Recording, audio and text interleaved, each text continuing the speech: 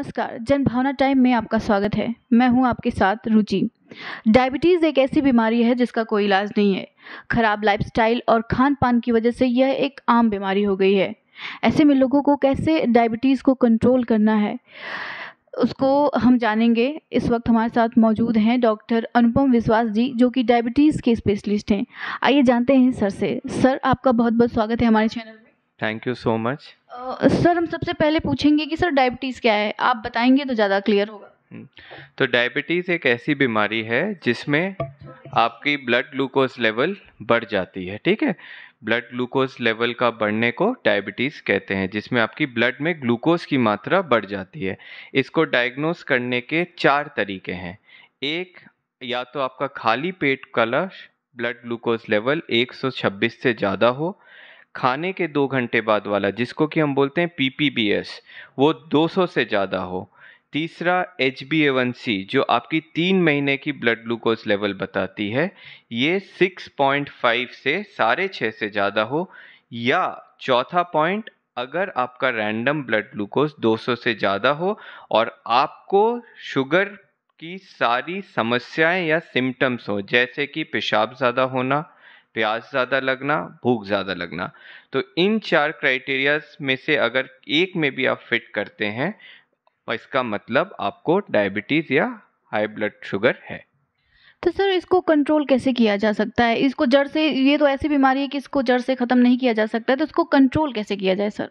ठीक है, तो यहाँ मैं आपको बताना चाहूँगा, क्योंकि आपने बहुत ही अच्छा प्रश्न पूछा है। इसको जड़ से ख़त्म किया जा सकता है अगर शुरू में ही आप अच्छे से इसको स्ट्रिक्ट लाइफस्टाइल मॉडिफिकेशन करें। तो हमारे पास ऐसे काफ़ी पेशेंट्स हैं जो sugar level, high sugar level के साथ आते हैं। यहाँ तक कि मेरे कुछ पेशेंट्स के HbA1c 10, 10.5, 11 भी थे, बट बस खान-पान और एक्सरसाइज से उन्होंने अभी अपनी ब्लड शुगर को एकदम कंट्रोल में रखा है और उनको कोई भी दवाई लेने की ज़रूरत नहीं पड़ रही है।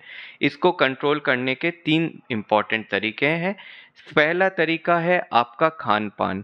आपको ऐसी खाने-पीने में चेंजेस लाने होंगे, आपको वो खाना ज़्यादा प्रेफ़र करना है जिससे आपकी ब्लड ग्लूकोज़ लेवल ज़्यादा ना बढ़े। कार्बोहाइड्रेट का इंटेक कम करना है, स्वीट्स का इंटेक कम करना है, फैट का इंटेक कम करना है, और वो चीज़ें अवॉइड करनी है जो बहुत हाई ग्लाइसेमिक इंडेक्स की है, जिसको खाने से आपकी ब्लड ग्लूकोज लेवल बढ़ जाएगी। दूसरा, आपका एक्सरसाइज। इस पे जितना भी फोकस करें वो कम है। 30 मिनट प्रतिदिन एक्सरसाइज करना हर डायबिटिक पेशेंट के लिए ज़रूरी है। ये अमेरिकन डायबिटिक एसोसिएशन की गाइडलाइंस है। और तीसरा, आपकी दवाइयों को रेगुलरली लेना। जो भी आपके ट्रीटिंग फिजिशियन, डायबिटोलॉजिस्ट या एंडोक्राइनोलॉजिस्ट हैं, आप अगर अपनी दवाइयाँ रेगुलर लें और उनसे रेगुलरली फॉलो अप करें, इन 3 चीज़ों का अगर आप पालन करें तो आपकी शुगर कंट्रोल में रहेगी और आपको शुगर रिलेटेड प्रॉब्लम्स होने के चांसेस कम रहेंगे। अगर आपकी शुगर कंट्रोल में नहीं रहती है तो फिर आपको शुगर रिलेटेड प्रॉब्लम्स, आपको पता ही है, शुगर से आपकी हार्ट, किडनी, हर बॉडी ऑर्गन पे इफेक्ट पड़ता है। उन सब प्रॉब्लम्स को कम करने के लिए आपकी शुगर लेवल्स को कंट्रोल में रखना ज़रूरी है। बिल्कुल सर। सर, अच्छा, एक मेरा और सवाल है आपसे कि सर, पहले के जो लोग थे, वो खेतों में काम करते थे। हालाँकि वो कहते हैं कि आज की डेट में ये कहते हैं कि ज़्यादा मीठा खाने से शुगर होता है और मीठा खाने से शुगर बढ़ता है।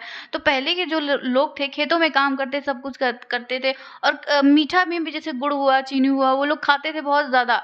उसके बावजूद मतलब उस समय में और इस समय में सर फ़र्क क्या रह गया? खान-पान कहीं न कहीं ऑर्गेनिक नहीं है या इस तरह की चीज़ें? ये आपने बहुत ही अच्छा सवाल पूछा है। तो इसमें 2 चीज़ों का मैं ध्यान आपको केंद्रित करना चाहूँगा। एक, आपका खान-पान। आज के ज़माने में खान-पान में बहुत चेंजेस आए हैं। जैसे कि अब हम लोग फ़ास्ट फूड बहुत ज़्यादा लेते हैं कंपेयर टू जो हमारी देसी नुस्खे होते थे, या देसी हम जो खाने में पीने में जो हम पहले फ़ॉलो करते थे, रोटी, दाल, ये कम होके हम पिज़्ज़ा, बर्गर्स की तरफ ज़्यादा मूव कर रहे हैं, जिसके वजह से ये बीमारी जो है बहुत कम एज में भी पाई जाती है। दूसरा, एक्सरसाइज। हमारी लाइफस्टाइल भी बहुत सेडेंटरी हो गई है। हम एक्सरसाइज पे ध्यान नहीं देते। जैसा कि आपने कहा, पहले के दिनों में खेत में काम करते थे, एक्सरसाइज होता था, फिजिकल एक्टिविटी होता था, तो ये मेटाबॉलिक डिजीजेस होने के चांसेस कम रहते थे। बिल्कुल सर।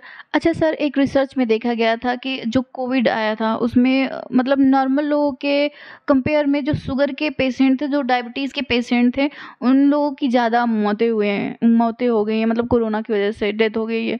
तो उसका सर क्या कारण है? हाँ, तो ये हमारे जितने भी स्टडीज़ में देखा गया, उसमें देखा गया कि जिनकी ब्लड ग्लूकोज़ लेवल ज़्यादा थी at the time of diagnosis of Covid, जब उनको कोविड डायग्नोस किया गया, 2 ग्रुप में बाँटा गया। तो जिनकी ब्लड ग्लूकोज़ लेवल ज़्यादा थी, उसमें मरने के चांसेस या बाकी मॉर्बिड होने के चांसेस ज़्यादा होते थे।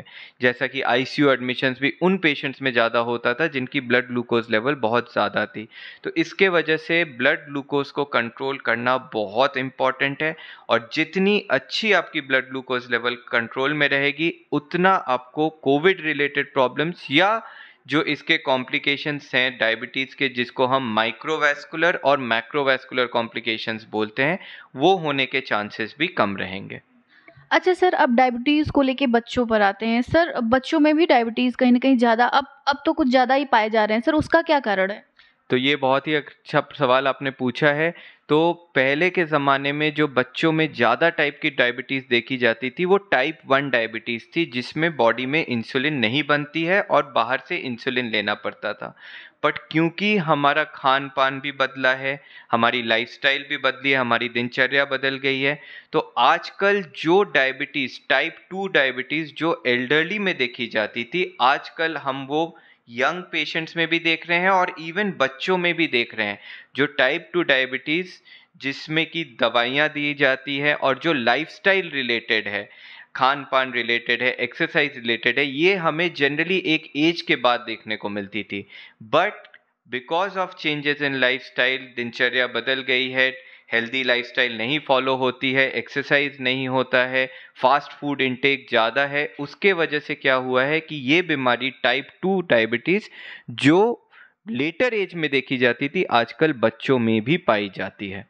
बिल्कुल सर। सर, कहीं अब देखा जाता है कि कभी-कभी मतलब गर्भ में ही बच्चों को डायबिटीज़ हो जाती है। सर, इसका क्या कारण है? कहीं जेनेटिक का है या फिर कुछ उसके अलावा? तो जेनेटिक भी एक कारण है इसमें, 2-3 कारण हैं जिसमें हम लोग बोलते हैं। एक जेनेटिक ससेप्टेबिलिटी जेनेटिक कारण होता है, फैमिली हिस्ट्री होती है, एक्सरसाइज़ अगर पेरेंट्स की शुगर्स अनकंट्रोल्ड रहें तो उससे डिलीवरी में भी कुछ-कुछ कॉम्प्लिकेशंस आने के चांसेस रहते हैं, और बच्चों में भी कुछ कॉम्प्लिकेशंस आने के चांसेस रहते हैं।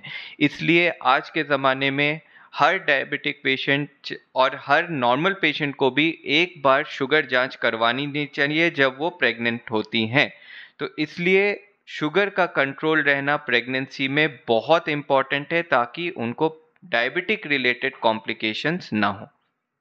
तो सर, अच्छा सर, जो 6-7 साल के बच्चे होते हैं उनमें भी आपने, जैसे मैंने इससे पहले भी सवाल आपसे पूछा, तो सर कहीं न कहीं उनके भी खान-पान जैसे फ़ास्ट फ़ूड ज़्यादा बच्चे पसंद करते हैं, जैसे पिज़्ज़ा, पास्ता, बर्गर, ये सब चीज़ों कहीं न कहीं वो भी कारण हो सकते हैं इन सब चीज़ों का? डेफ़िनेटली आपने बहुत ही इम्पोर्टेंट बात को उठाया है, क्योंकि हम चाहते हैं कि हमारे बच्चे हेल्दी रहें, तो डाइट पे बहुत ज़्यादा फ़ोकस जाना चाहिए, हेल्दी डाइट लेना चाहिए, फूड जो कि ग्लाइसेमिक इंडेक्स में कम है, वो लेना चाहिए।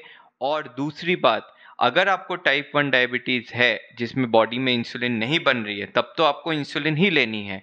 बट क्योंकि आजकल बच्चों में भी टाइप 2 डायबिटीज़ देखी जा रही है, इसको बिना दवाइयों के बस डाइट और एक्सरसाइज से ही कंट्रोल किया जा सकता है। तो इसलिए डाइट, लाइफ़स्टाइल और एक्सरसाइज पे मैं जितना भी बोलूँ वो कम है। ये सबसे इम्पोर्टेंट है, दवाइयाँ सेकेंडरी हैं।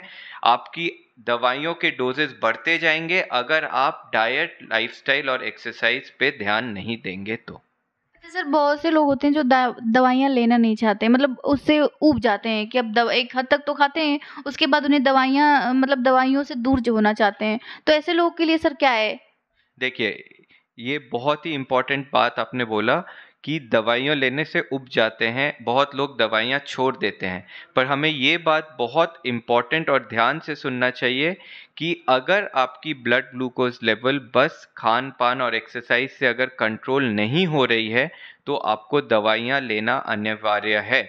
अगर आप दवाइयाँ नहीं लेते हैं और आपकी ब्लड ग्लूकोज़ लेवल हाई रहती है, तो फिर आपको शुगर रिलेटेड प्रॉब्लम्स जो कि हम माइक्रोवैस्कुलर या मैक्रोवैस्कुलर कॉम्प्लिकेशंस बोलते हैं, जिसमें हार्ट अटैक होती है, स्ट्रोक होती है, पेरिफेरल आर्टरियल डिजीज़ है, डायबिटिक रेटिनोपैथी है, आँखों पे असर होता है, किडनी पे असर होता है, आपकी किडनी फेल होने की भी चांसेस रहती हैं, डायबिटिक न्यूरोपैथी जिसमें आपकी पाँव की नसें कमज़ोर हो जाती है, ये सब होने के चांसेस ज़्यादा रहेंगे।